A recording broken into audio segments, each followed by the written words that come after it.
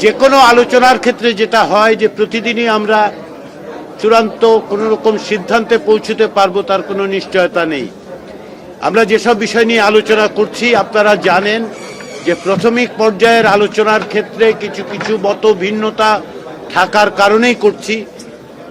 আলাদা আলাদাভাবে রাজনৈতিক দলগুলো তাদের অবস্থান জানিয়েছেন, তারই প্রেক্ষাপটে এখন পারস্পরিক আলোচনার সুযোগ তৈরি করা হয়েছে যাতে করে দলগুলো নিজেদের অবস্থানের পাশাপাশি অন্যদের অবস্থান বুঝতে পারেন।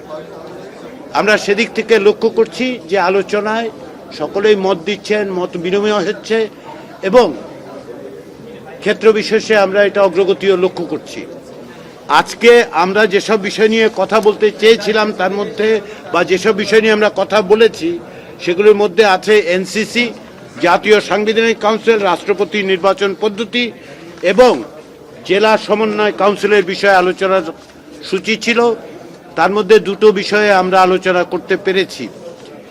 জাতীয় সাংবিধানিক কাউন্সিলের ক্ষেত্রে আলোচনার ক্ষেত্রে যেটা হয়েছে সেটা হচ্ছে যে আমরা প্রথমেই যে বিষয়টা চিহ্নিত করার চেষ্টা করেছি যে রাজনৈতিক দলগুলোর অবস্থানের দিক থেকে যে এই ধরনের একটি প্রতিষ্ঠান যেগুলো সাংবিধানিক বিভিন্ন প্রতিষ্ঠানে নিয়োগ দেবে সেরকম একটি প্রতিষ্ঠানের প্রয়োজনীয়তা বা তাগিদ রাজনৈতিক দলগুলো অনুভব করেন কিনা। বিভিন্নভাবেই সেটা তারা বলেছেন যে তাদের দিক থেকে তাগিদ আছে। দু একটি দলের ক্ষেত্রে নীতিগত কিছু মত পার্থক্য থাকলেও আমরা দেখতে পাই যে তারা মনে করেন বা অনেকেই মনে করেন, অধিকাংশ দল মনে করেন যে এরকম একটি সাংবিধানিক ব্যবস্থা থাকা দরকার। আবার বেশ কয়েকটি দল এই বিষয়ে একমত হননি এখনো। কিন্তু আমরা প্রথমেই এনসিসির কাঠামোর চেয়েও গুরুত্ব দিয়ে বিবেচনা করছি যে এই ধরনের একটা প্রাতিষ্ঠানিক ব্যবস্থা, সেটার নাম সংবিধান সংস্কার কমিশন প্রস্তাব করেছে, এনসিসি ন্যাশনাল কনস্টিটিউশনাল কাউন্সিল। কেউ কেউ বলছেন যে নামেরও পরিবর্তনের কথা বিবেচনা করা যায়। লক্ষ্য অর্জনের জন্য নাম কোনো বিষয় হবে না। আমরা সেই অর্থেই বিভিন্নভাবে এটা এক্সপ্লোর করছি যে কিভাবে এই ধরনের একটা প্রতিষ্ঠান তৈরি করা যায়। আলোচনাটায় খানিকটা অগ্রগতি হয়েছে। আমরা এই আলোচনা অব্যাহত রাখবো আগামী সপ্তাহে। আজকে রাষ্ট্রপতি নির্বাচন বিষয়ে দ্বিতীয় বিষয় ছিল। রাষ্ট্রপতি নির্বাচনের ক্ষেত্রে দুটো প্রস্তাব আছে, একটি সংবিধান সংস্কার কমিশনের পক্ষ থেকে, একটি নির্বাচন ব্যবস্থা সংস্কার কমিশনের পক্ষ থেকে। দুটোর ক্ষেত্রে সবচেয়ে বড় জিনিস সেটা হচ্ছে যে দুটো সংস্কার কমিশন একটা ইলেকটোরাল কলেজ পদ্ধতি চালু করার কথা বলেছেন। দুটার কাঠামো একটু ভিন্ন হলেও এই ব্যাপারে দুটো সংস্কার কমিশনের প্রস্তাব সুনির্দিষ্ট। এই আলোচনায় দুটো বিষয় উত্থাপিত হয়েছে। প্রথমত যে রাষ্ট্রপতির এখন যে ক্ষমতা আছে সেটা বহাল থাকলেও তাকে নির্বাচন করার পদ্ধতি পরিবর্তন করার দরকার আছে কিনা। দ্বিতীয় প্রশ্ন যেটা উঠেছে সেটা হচ্ছে তাহলে রাষ্ট্রপতির হাতে আরো ক্ষমতা দেয়া বা ক্ষমতার ভারসাম্যের জন্য রাষ্ট্রপতির ক্ষমতার বিষয়টা আমাদের বিবেচনা করা উচিত কিনা। দুটো বিষয়ে আলোচনা হয়েছে, আলোচনা অব্যাহত থাকবে। আমাদের পক্ষ থেকে অর্থাৎ ঐকমত্য কমিশনের পক্ষ থেকে আমরা বলেছি যে আমরা দুটো বিষয় নিয়ে কথা বলতে চাই, অর্থাৎ এই ব্যবস্থা রেখেও প্রয়োজন কিনা অথবা রাষ্ট্রপতির ক্ষমতা যা প্রস্তাবিত হয়েছে তার চেয়েও বাড়ানো দরকার কিনা।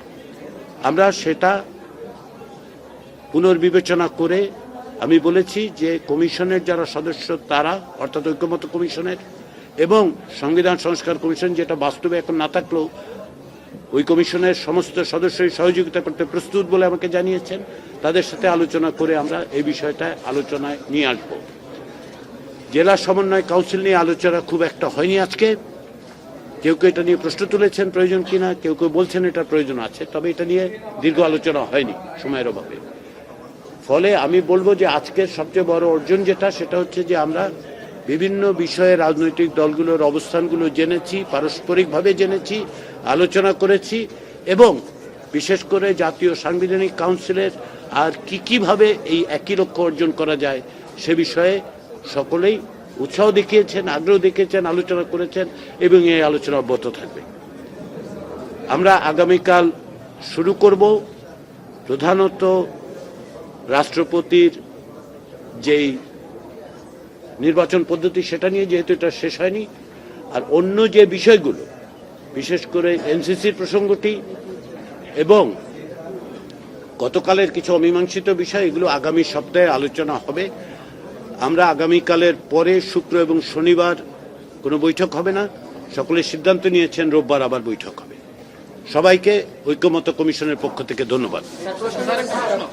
দুটো প্রশ্ন খুব সংক্ষেপে, দুটো প্রশ্ন। সাংবিধানিক যে কাউন্সিল, ওটা নিয়ে বিএনপির যিনি প্রতিনিধি সে বললো যে এই কাউন্সিলটার জবাবদিহিতা কিভাবে নিশ্চিত হবে, সেই ধরনের তো কোনো অথরিটি নেই।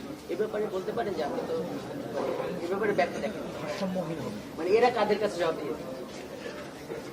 সাংবিধানিক কাউন্সিল যেটা প্রস্তাব করা হয়েছে, লক্ষ্য করে দেখুন, এর প্রত্যেকটি সদস্য কেবলমাত্র প্রধান বিচারপতি ছাড়া প্রত্যেকেই নির্বাচিত প্রতিনিধি। ফলে তাদের জবাবদিহিতা নিঃসন্দেহে যাদের হাতে নির্বাচিত হয়েছেন তাদের কাছে থাকে।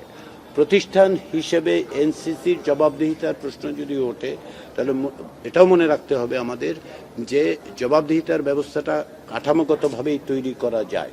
আমরা যদি একমত হই যে এই ধরনের একটি ব্যবস্থা তৈরি করতে চাই, তাহলে বিভিন্নভাবেই এর জবাবদিহিতাকে নিশ্চিত করা যাবে। আমি আরেকটা প্রশ্ন নিতে পারবো, কারণ অনেক দল অপেক্ষা করছে, আমি তাদের সময়টা নিতে চাই না। স্যার, আপনি যে কথা বললেন যে সংবিধান সংস্কার কমিশনের এখনো ইফেক্টিভ না থাকলেও তাদের কাছ থেকে কি এনসিসি নিয়ে আরো কোনো প্রপোজাল আপনারা চাচ্ছেন কিনা? না, আমরা এনসিসি নিয়ে চাচ্ছি না। রাষ্ট্রপতি নির্বাচনের প্রশ্ন উঠেছে তো, এবং কেউ কেউ বলেছেন যে রাষ্ট্রপতির ক্ষমতা বৃদ্ধি, যেটা আসলে তিনটি যে কমিশনের প্রতিবেদনে ইতিমধ্যেই আছে, আলাদা আলাদাভাবে আছে। সবসময় মনে রাখা দরকার যে সংবিধানে সবকিছু এক জায়গায় থাকে না, সংবিধান একটা কম্পোজিট ডকুমেন্ট। সেই অর্থে বিভিন্ন জায়গায় আছে, বিভিন্ন জায়গার থেকে প্রস্তাব এসছে, সেগুলোকে একত্রিত করলেই আমরা বুঝতে পারবো। সেটাই আমরা আগামীকাল উপস্থাপনের চেষ্টা করব। আমি সংবিধান সংস্কার কমিশনের কথা বলেছি, এর বাইরেও আমাদের যে ঐক্যমত্য কমিশন, সেই কমিশনের পক্ষ থেকে আমরা আলোচনা করব। কিন্তু আমি এটা জানিয়ে রাখলাম যে সংবিধান সংস্কার কমিশন যারা সদস্য ছিলেন, তারা প্রয়োজন বোধ করলে আমরা তাদের সাহায্য তারা করতে রাজি আছে। আমার মনে হয় আরেকজন কিছু প্রশ্ন, ওয়াকআউট নিয়ে যে একটা প্রশ্ন, একটা দল দুইটা দল ওয়াকআউট করেছিল, জামাতকে আপনারা বেশি সময় দিচ্ছেন দাবি করে, এটা আপনি কিভাবে ইয়ে করেন? এটা বৈষম্য হচ্ছে আলোচনার ফ্লোর দেওয়া নিয়ে। দেখুন, যে কোনো আলোচনায় আমরা সৌহার্দ্যপূর্ণভাবে আলোচনায় কখনো কখনো একটু ভিন্ন মত থাকবে, একটু ক্ষোভ প্রতিবাদ তো থাকবেই। এতগুলো দল, এতগুলো রাজনৈতিক দল আছে, আমরা আছি, তাই তো। তো এবং সবচেয়ে গুরুত্বপূর্ণ হচ্ছে সকল রাজনৈতিক দল সহযোগিতা করছে। ফলে একেবারে ঘড়ি ধরে সবসময় সময় মেনটেন করা তো সম্ভব হচ্ছে না। কোথাও কোথাও হয়তো একটু বেশি কম হচ্ছে, কারো কম হচ্ছে। এগুলি নিয়ে একটু ক্ষোভ বিক্ষোভ থাকবে, প্রকাশ করবেন। এক অর্থে যদি বলেন আর কি, যে ধরুন যে কোনো আলোচনায় প্রতিবাদেরও তো একটা জায়গা থাকতে হবে, সব বিষয়ে যে সবসময় আমরা একমত থাকবো তা তো না। ফলে তাদের পক্ষ থেকে তাদের যেই মানে অসন্তোষ বলেন, অভিযোগ বলেন, ক্ষোভ বলেন, তারা সেটা রেজিস্টার করেছেন, আমরা এটা নজরে নিয়েছি এবং সেটা আমাদেরকে সহযোগিতা করেছে এবং করতে থাকবে। ঠিক আছে, সবাইকে ধন্যবাদ।